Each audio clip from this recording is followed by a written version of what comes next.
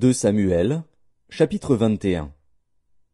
Du temps de David, il y eut une famine qui dura 3 ans. David chercha la face de l'Éternel, et l'Éternel dit, « C'est à cause de Saül et de sa maison sanguinaire, c'est parce qu'il a fait périr les Gabaonites. » Le roi appela les Gabaonites pour leur parler. Les Gabaonites n'étaient point d'entre les enfants d'Israël, mais c'était un reste des Amoréens.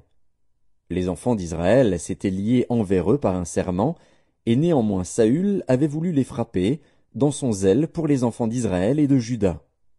David dit aux Gabaonites, « Que puis-je faire pour vous, et avec quoi ferai-je expiation, afin que vous bénissiez l'héritage de l'Éternel » Les Gabaonites lui répondirent, « Ce n'est pas pour nous une question d'argent et d'or avec Saül et avec sa maison, et ce n'est pas à nous qu'il appartient de faire mourir personne en Israël. » Et le roi dit, « Que voulez-vous donc que je fasse pour vous » Ils répondirent au roi, « Puisque cet homme nous a consumés, et qu'il avait le projet de nous détruire pour nous faire disparaître de tout le territoire d'Israël, qu'on nous livre à 7 hommes d'entre ses fils, et nous les pendrons devant l'Éternel à Gibéa de Saül, l'élu de l'Éternel. » Et le roi dit, « Je les livrerai. » Le roi épargna Méphibosheth, fils de Jonathan, fils de Saül, à cause du serment qu'avaient fait entre eux, devant l'Éternel, David et Jonathan, fils de Saül. Mais le roi prit les 2 fils que Ritzpa, fille d'Ajja, avait enfantés à Saül, Harmoni et Méphibosheth, et les 5 fils que Mérab, fille de Saül, avait enfantés à Adriel de Méhola, fils de Barzilai. Et il les livra entre les mains des Gabaonites, qui les pendirent sur la montagne, devant l'Éternel. Tous les 7 périrent ensemble. Ils furent mis à mort dans les premiers jours de la moisson, au commencement de la moisson des orges.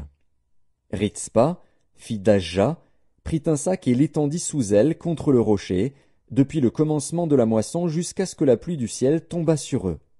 Et elle empêcha les oiseaux du ciel de s'approcher d'eux pendant le jour, et les bêtes des champs pendant la nuit. On informa David de ce qu'avait fait Ritzpa, fille d'Ajja, concubine de Saül. Et David alla prendre les os de Saül et les os de Jonathan, son fils, chez les habitants de Jabès en Galaad, qui les avaient enlevés de la place de Beth-Shan, où les Philistins les avaient suspendus lorsqu'ils battirent Saül à Gilboa.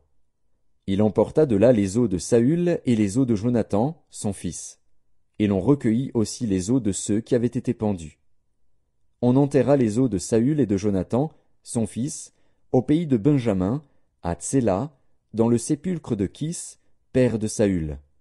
Et l'on fit tout ce que le roi avait ordonné. Après cela, Dieu fut apaisé envers le pays. Les Philistins firent encore la guerre à Israël. David descendit avec ses serviteurs, et ils combattirent les Philistins. David était fatigué. Et Jishbi-Bénob, l'un des enfants de Rapha, eut la pensée de tuer David. Il avait une lance du poids de 300 cycles d'airain, et il était ceint d'une épée neuve. Abishai, fils de Tseruja, vint au secours de David, frappa le Philistin et le tua. Alors les gens de David jurèrent, en lui disant, « Tu ne sortiras plus avec nous pour combattre, et tu n'éteindras pas la lampe d'Israël. » Il y eut encore, après cela, une bataille à Gob avec les Philistins. Alors Sibécaï, le Hushatite, tua Saph, qui était un des enfants de Rapha.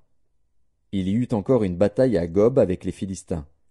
Et Elkanan, fils de Jaaré-Oregim, de Bethléem, tua Goliath de Gath, qui avait une lance dont le bois était comme une ensouple de tisserand. Il y eut encore une bataille à Gath. Il s'y trouva un homme de haute taille, qui avait 6 doigts à chaque main et à chaque pied, 24 en tout, et qui était aussi issu de Rapha. Il jeta un défi à Israël, et Jonathan, fils de Shiméa, frère de David, le tua. Ces 4 hommes étaient des enfants de Rapha à Gath. Ils périrent par la main de David et par la main de ses serviteurs.